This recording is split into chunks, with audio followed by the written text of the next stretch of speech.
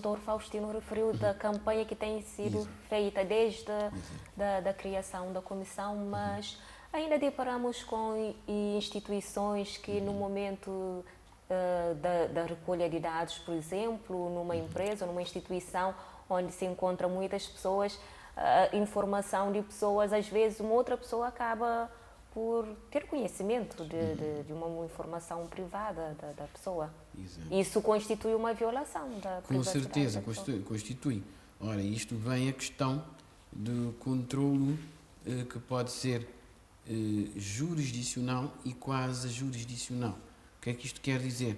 A questão quase jurisdicional, ou seja, quer dizer que quando as instituições, quer públicas, quer privadas, põem em causa, no âmbito dos tratamentos dos dados pessoais, da sua recolha, armazenamento e utilização para determinados fins, não ter o cuidado devido e deixar, digamos assim, vazar informações sensíveis do titular do direito, aí pode ser acionado a Comissão Nacional da Proteção de Dados, que vai funcionar, digamos assim, entre aspas, quase como tribunal, mas ainda não é tribunal, vai vai analisar a responsabilização da instituição que agiu desta forma, pondo em causa os dados do cidadão, né, poderá pôr uma infração através de processos contra-ordenacionais. Né?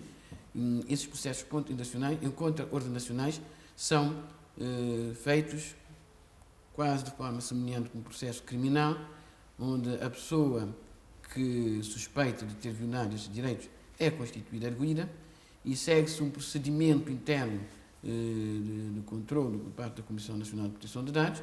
Se chegar à conclusão que realmente foram violados esses direitos, essa pessoa será alvo de sanções por infrações contra-ordenacionais que deverão, por exemplo, aplicação de determinadas coimas previstas na lei de 2013. Portanto, neste âmbito, é um papel da Comissão Nacional de Proteção de Dados. Por outro lado, o cidadão também que sentir o seu direito violado poderá recorrer, aí está entre a função jurisdicional, poderá recorrer aos tribunais, né, para fazer, porque há crimes previstos na lei da proteção de dados, né, por exemplo,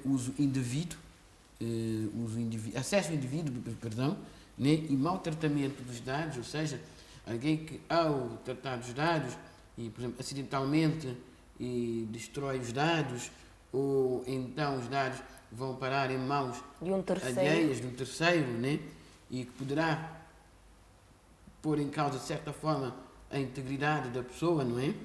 E aí o tribunal, essa pessoa está a cometer um crime, né? Irá ser responsabilizado penalmente.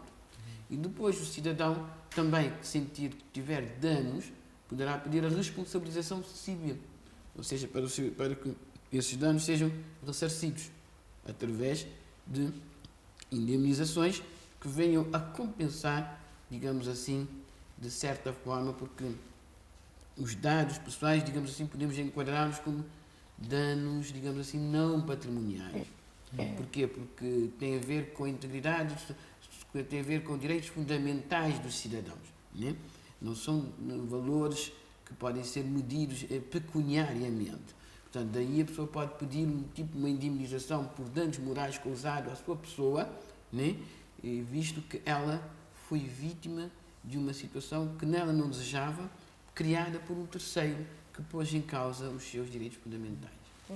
Eu aproveitaria para complementar e estar de acordo com o que disse o Dr. Marcos, mas relativamente à sua questão, se acontecer aquilo que nós chamamos de violação de dados pessoais, que é qualquer falha de segurança que possa levar com que haja um acesso a dados pessoais, indivíduo, a sua destruição ou alteração de forma não autorizada.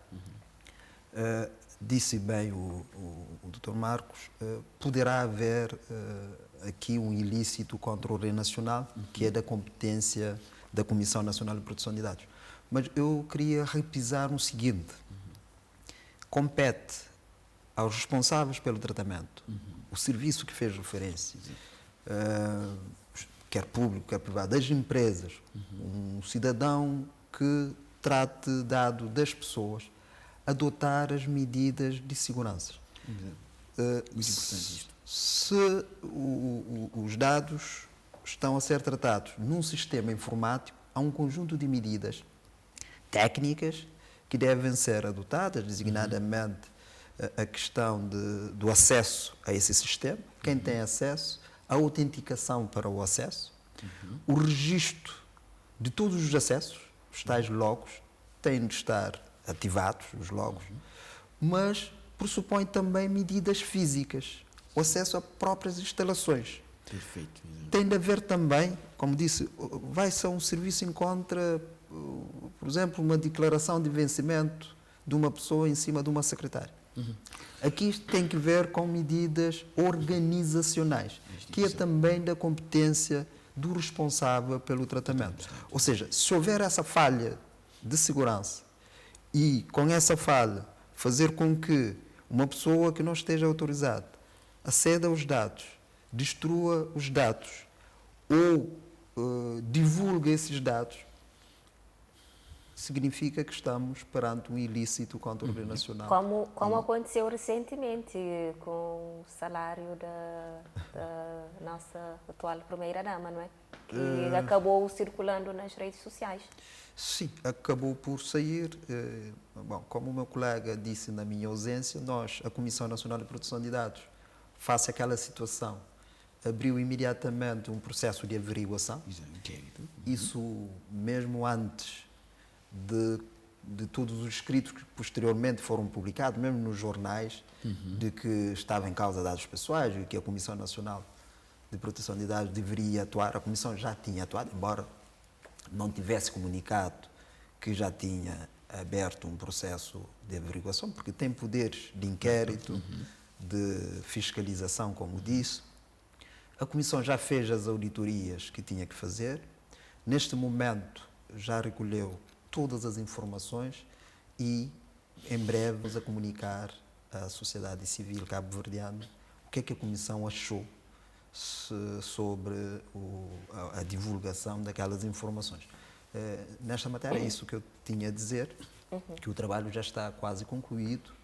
Em breve, ainda, talvez, próxima semana, o início vai depender muito da análise dos técnicos da Comissão Nacional de Proteção de Dados. Estaremos a dar a conhecer o resultado dessa averiguação que está em curso ainda. Bem rapidamente, antes de irmos para o intervalo, gostaria de perguntar ao Faustino. A Comissão tem recebido muitas queixas e denúncias por parte de cidadãos acerca de violação? Sim, de violação de dados pessoais, sim. Temos recebido algumas queixas, se calhar não em número que a Comissão desejaria, mas tem recebido algumas queixas. Mas a Comissão não atua só perante a apresentação de uma queixa. A Comissão tem competência para atuar oficiosamente. Por exemplo, no caso da primeira-dama, ninguém apresentou queixa até este momento. Mas a Comissão tem essa competência de agir de modo próprio. Exatamente, e nós agimos. Mas temos recebido algumas queixas, sim, que têm que ver com a violação de dados pessoais. Faz atuação e responsabilização também da pessoa Exatamente. Ou da entidade que cometer a infração. Exato. Se a Comissão constatar que há um ilícito contra a ordem nacional, tem todo o procedimento que deve seguir, ouvindo o responsável pelo tratamento, que há de dizer da sua justiça, depois vai analisar, ponderando a situação, pode aplicar uma coima ou pode chamar a atenção, pode aplicar a coima e chamar a atenção, são sanções acessórias, pode proibir temporário ou definitivamente o tratamento, mas se concluir que a situação é ainda mais gravosa, ou seja, que se trata de um ilícito criminal, deve remeter ao Ministério Público para seguir com o processo crime. Portanto, a Comissão faz isso dentro dos parâmetros legais e tem feito isso no seu dia a dia. Ok, vamos fazer uma pequena pausa. Tá certo. Informações partilhadas aqui tanto pelo presidente da Comissão Nacional de Proteção de Dados como pelo advogado Marco Paulo, por forma a esclarecer você, telespectador, lá em casa. Vamos fazer agora uma curta pausa no ponto de vista e já voltamos.